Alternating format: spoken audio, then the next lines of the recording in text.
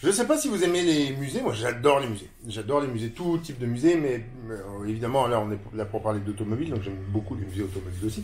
Et on en a des très très chouettes en France. Il y en a un que je voulais aller voir cet été. Je vous raconte pas toute ma vie, mais j'ai pas pu y aller cet été.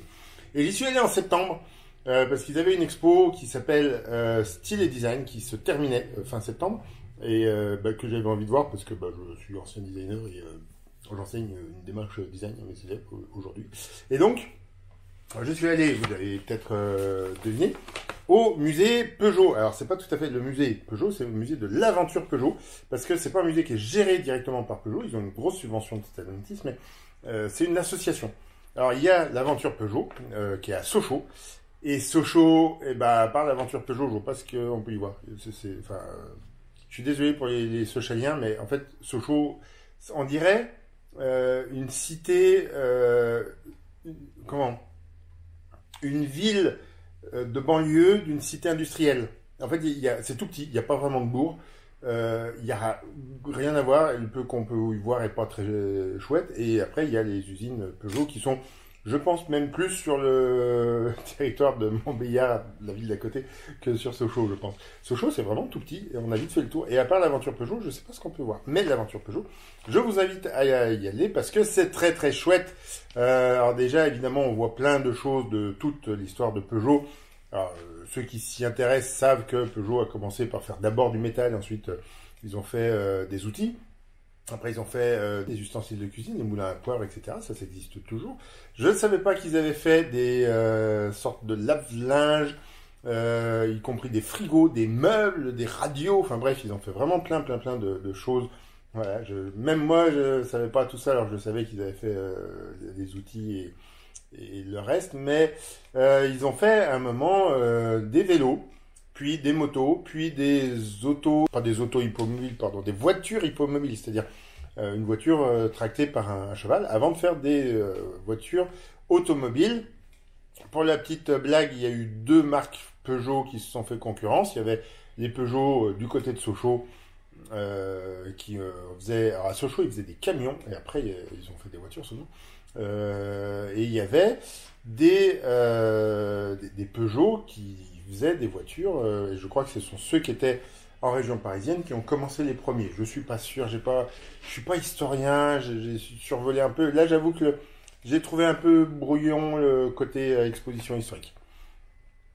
L'expo permet de voir des tas de voitures, et évidemment des voitures que vous connaissez, d'autres que vous connaissez moins, des qu'on n'a jamais vues. Il y a des concept cars. Alors, là, on a deux concept cars, le Quasar en blanc, et derrière, on aperçoit la Proxima en rouge. Ce sont deux concept cars dont j'ai présenté des miniatures dans ma vidéo Peugeot du printemps, donc c'était il n'y a pas si longtemps. Et je vous invite évidemment à aller la revoir si vous ne l'avez pas vue, ou même si vous l'avez déjà vue. Moi, j'étais très content de voir la Proxima, j'ai toujours adoré depuis que j'étais gamin, donc là, j'étais tout content de la voir en vrai. Ce qui était intéressant dans cette expo, c'est qu'il y avait des modèles maquettes ou concept car qui étaient présentés pour la première fois au public. Par exemple, ils ont envisagé un moment de faire un coupé 607. Et ben ça, c'est présenté en concept car, on l'avait jamais vu avant. Et surtout, au moment donné où Citroën a créé DS, qui n'était pas une marque au départ, hein, je vous rappelle que ça s'appelait DS Distinctive Series, et ils ont dit ce sera jamais une marque, ce sera des Citroën DS3, DS4, etc. Et ben Peugeot prévoyait de faire la même chose, c'est-à-dire de faire des Distinctive Series à sa façon. Alors ils ont appelé ça UD, c'était quoi le U, Universal Distinctive, je ne sais plus.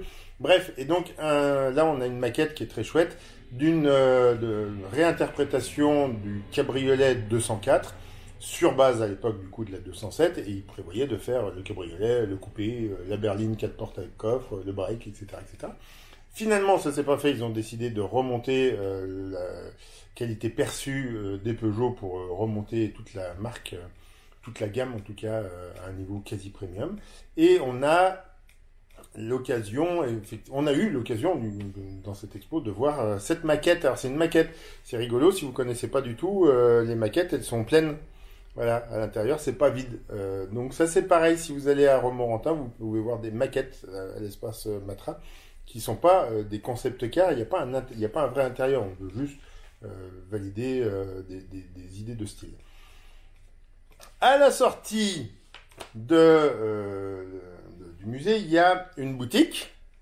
Et dans cette boutique, il y a plein de choses. Donc, vous pouvez acheter des moulins à poivre, à sel et compagnie. Ça coûte cher, un moulin Peugeot, c'est de la haute qualité. Et puis, vous pouvez acheter, évidemment, des t-shirts, des livres, des posters et des miniatures. Et c'est bien ça que je vais vous présenter là tout de suite. Ce sont des miniatures achetées. Alors, j'en ai pas acheté beaucoup. Et en plus, j'ai pas acheté celles qui coûtent cher. Quoique si. La dernière que je vais vous présenter, elle coûte cher. Mais pas... J'en ai pas beaucoup, mais en même temps j'ai déjà beaucoup parlé de cette expo. Donc je vous invite évidemment à aller voir le musée de l'aventure Peugeot. L'aventure Citroën, c'est mort, ils ont été obligés de fermer cet été parce que le propriétaire de l'entrepôt qu'ils louaient pour exposer a décidé de les virer pour faire autre chose de son entrepôt. Donc là, je ne sais pas quand on pourra revoir toutes ces richesses. Mais je vous invite à découvrir les miniatures que j'ai achetées avec moi tout de suite. Alors, hop, je les prends dans le désordre, celles qui arrivent comme ça. Alors, la SR1, la SR1, mais je pense qu'ils ont dit SR1 vraiment. Donc ça, c'est du Norev, c'est ça. C'est du Norev. Là, c'est, vous voyez, 2,50 €. Donc là, ce sont les fins de série que j'ai achetées. Donc plutôt des concept cars. La SR1, je l'ai jamais très bien comprise parce que ça nous faisait rêver de voir un coupé et un cabriolet. Alors je crois que le coupé avait un autre nom. C'était au milieu des années 2010, je dirais 2000, je sais pas exactement. Ouais, on va dire dans les années 2010. Et donc on se disait, ouais, ils vont faire un coupé et un cabriolet sur base, mais au moins un coupé sur base de 600. C'était déjà 607 à l'époque, je suis pas sûr. Et en fait, non, ça a été suivi de rien. Alors, un concept car, c'est pas forcément pour présenter que des idées de style. Il y a plein d'idées de style, mais concrètement, il y a le nouveau logo qui avait plus rien autour qui était présenté. La nouvelle calandre, ça effectivement, ça a été repris. La forme des phares, les flancs et compagnie, non. Là, il y avait une sorte de coque alu ou chromé, je sais pas, qui venait se finir plutôt sur le... Non, ça ressort pas du tout en fait sur la miniature. Donc sur le rétroviseur, ça passait à l'intérieur et vous voyez là ça ressort un petit peu. Donc après le montant de pare-brise, on avait une pièce là grise qui venait se remettre là-dessus. Ça je sais pas, j'ai jamais compris. Donc peut-être que c'était aussi une question, est-ce qu'on va développer quelque chose plus premium, je sais pas. Là on a la version cabriolet. Donc technologiquement, ça représentait la technologie hybride. Alors je ne sais pas s'il n'y avait pas la technologie hybride électrique essence et électrique fuel, enfin diesel. Je crois que c'était ça. Voilà, il y a la forme des phares qui a été reprise sur certains modèles, mais pour le reste, effectivement, la calandre, le logo, les phares arrière, et le reste, on n'a pas vu apparaître ça vraiment ailleurs. Allez, on continue. Qu'est-ce qu'on a d'autre après ? Ah, eh ben, alors c'est vraiment dans le désordre, et j'arrive pas à l'ouvrir, c'est là, hop, la 4002. Au début des années 2000, Peugeot a lancé, pour se redonner une image chouette auprès des gens qui réfléchissent, un concours de design ouvert aux jeunes designers. Et donc, ça je crois que c'est la deuxième édition, donc c'est quoi? C'était 2000... Si je dis pas de bêtises, la première édition c'était 2001, donc ça devait être en 2002. Et ils l'ont fait en réel. Donc, si l'édition c'était en 2002, ils ont fait une maquette, parce que je crois pas que c'était roulant ni qu'on voyait l'intérieur. Et du coup, là, on voit pas l'intérieur. Je pense qu'il n'y avait pas d'intérieur. Ça s'inspire clairement. Donc, ça s'appelle une 4002. Ça s'inspire de la 402 parce qu'on a une calandre avec des petites lumières, mais sauf qu'on a quand même le côté, le vrai éclairage autour. Bon, bref. Je suis incapable de me souvenir le nom du designer, du jeune qui avait sorti ça. Sinon, j'aurais cherché pour savoir ce qu'il était devenu depuis, parce que c'est quand même pas mal. Et donc, ils en ont fait une maquette échelle 1 qui a été présentée. Donc, j'imagine qu'elle a été présentée l'année d'après. Et donc, ce sera sur Francfort, si je dis pas de bêtises, avec un an de décalage, le temps de préparer tout le concept car. Voilà, c'était assez chouette. C'était tout à fait dans l'air du temps. C'était tout à fait ce qui pouvait être attendu, sachant que le premier, c'était plutôt, au contraire, un concept... Ah, merde, j'ai plus de son. Ah bah le son a coupé, ça c'est triste. Bon bah voilà, vous allez faire avec ce son un peu moins bien, désolé. Euh, c'est à l'image de Sochaux en fait. Donc, ah, je suis méchant. Donc ce concept car était bien dans l'air du temps. Ce qui avait gagné la première édition, je crois que c'était une sorte de très grande roue, une sorte de boîte à rouler, très vitrée, des très grandes roues, quelque chose voilà, qui faisait penser à la mobilité urbaine du futur telle qu'on la voyait dans les années 2000. Et donc ça, c'était ce qui venait après, je veux dire en réponse, bah oui, on va vraiment faire rêver avec un truc super sportif, à une époque où Peugeot avait plus tout à fait la même aura sportive que on a pu lui connaître dans les années 80-90. Allez, on continue, il y en a une troisième, donc là du coup je sais laquelle c'est la Fractal. Alors, la SR1 était présente dans l'exposition, la 4002 pas du tout.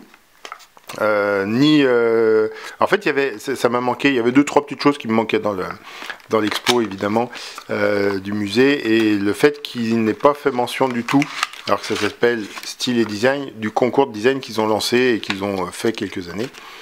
Donc il n'y avait ni la première, ni celle-ci, ni la suivante. En revanche, le Fractal n'y était pas non plus, et ça m'a un peu attristé, même si clairement, moi, si je voulais absolument, c'était voir la réinterprétation de la 204, qui était presque un peu décevante, hein, au final, quand tu l'attends tellement, eh ben, tu vois des choses avec un peu de...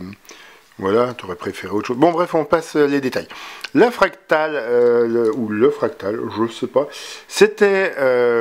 alors, c'est un cabriolet, mais je sais pas s'il n'y avait pas une version coupée ou si c'était juste une version cabriolet qui se refermait. Je ne l'ai pas vu en vrai, je ne l'ai jamais vu en vrai, alors que je le trouve super chouette en image en tout cas. Je parlais tout à l'heure que la SR1 n'a pas inspiré grand chose en termes de détails de style. Bah là c'est pareil, on a retrouvé la calandre. Et après en fait ça ressort pas très bien sur la miniature, mais il y a des épaules très triangulaires, j'ai envie de dire, qu'on a retrouvé uniquement sur le 2008. Et c'est tout, ça a inspiré un seul modèle. Là c'était un véhicule, je crois, qui était censé être tout électrique. Le concept car, il y a peut-être les feux arrière aussi qui ont été repris. Ouais, peut-être les feux arrière, mais bon, ça s'inspirait déjà d'autres concepts précédents. Mais ils auraient pu reprendre un peu plus, et je trouve que c'est une forme qui irait très bien sur encore aujourd'hui. Pas forcément certains détails qui seraient un peu dépassés, mais il y a beaucoup de choses dans la forme, et là c'est une version 4 places, mais imaginez ça en plus petit, ça pourrait très bien faire une petite citadine urbaine très sympa. Et donc 2015, je crois, je suis pas sûr, c'était une année impaire, parce que c'est une période où j'allais assez souvent voir le salon de l'auto à Paris, donc il n'y était pas. Il y a d'autres concept cars de l'expo que j'ai vus en vrai à Paris, mais pas celui-ci, donc je pense qu'il était à Francfort, et je crois que c'était surtout autour du son. Comment est-ce qu'on insonorise et comment est-ce qu'on peut mettre un audio de bonne qualité dans une petite voiture. Voilà.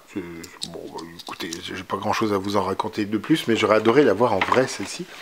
Et on va terminer avec une série limitée à 500 exemplaires par XO. XO, si vous connaissez, normalement ils font souvent des trucs pas chers.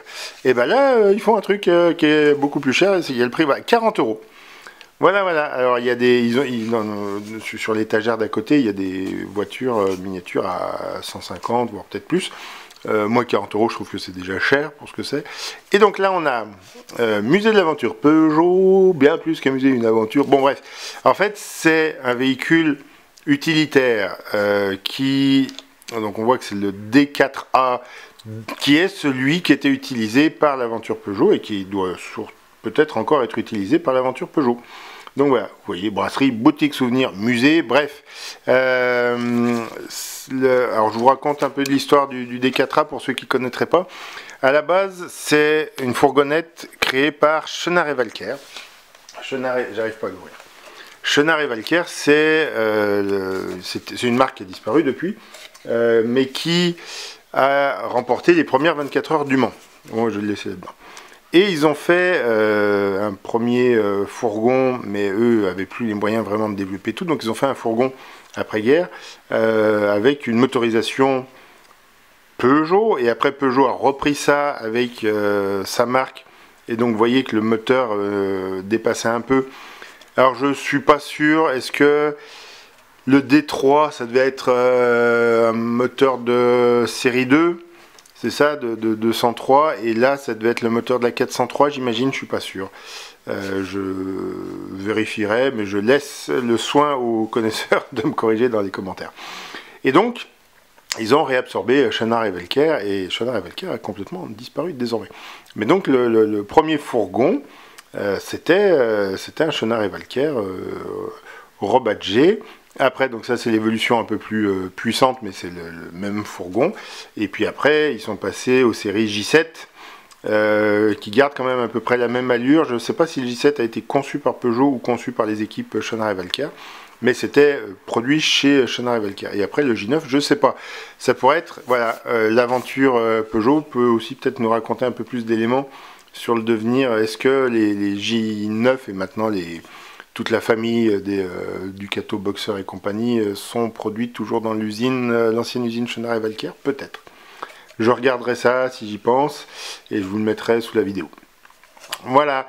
Et ben avant de vous abandonner complètement, voilà, une vidéo qui dure 10 minutes pour 4 miniatures, je vous laisse avec quelques images supplémentaires du musée de l'aventure Peugeot à Sochaux, que je vous invite évidemment à aller voir, même si l'expo dont je vous parle est désormais terminée. Vous pourrez y voir plein de choses, la 406 de taxi, la 205 Turbo 16 de rallye, la 205 Turbo 16 Evo 2 de rallye, la 205 Turbo 16 de rallye raid, la 405 Turbo 16 de rallye raid, la 405 Turbo 16 de Pikes Peak, la 208 de Pikes Peak. Là on découvre, alors la 504 de rallye n'y était pas quand j'y suis allé, la Darlmart y était tout à fait, mais plus avec les véhicules de compétition. Et puis vous voyez derrière, on devine, il y a des utilitaires, il y a la Papa Mobile, il y a énormément de choses à voir, les voitures du Mans qui ont remporté le Mans avec leur moteur. Il y a une magnifique voiture entre la 908 et la 905 qui n'a pas remporté le Mans, et qui a été, donc c'est une WM, mais en fait c'est presque la voiture qui détient aujourd'hui encore le record de vitesse au Mans, dans les lignes audières, sauf que c'est pas la voiture, c'est un modèle d'avant, donc je sais pas pourquoi ils ont pas, voilà, il n'y a pas de Formule 1 non plus par exemple, voilà, à ce niveau-là, bon ça peut être un peu frustrant, mais ça reste un musée qui est géré par une association, donc c'est bien déjà qu'on ait tout ça. Et puis évidemment, ils font une belle expo de motos, de motocyclettes, etc. Voilà, je vous souhaite une bonne fin de journée et je vous dis à très bientôt pour une nouvelle vidéo.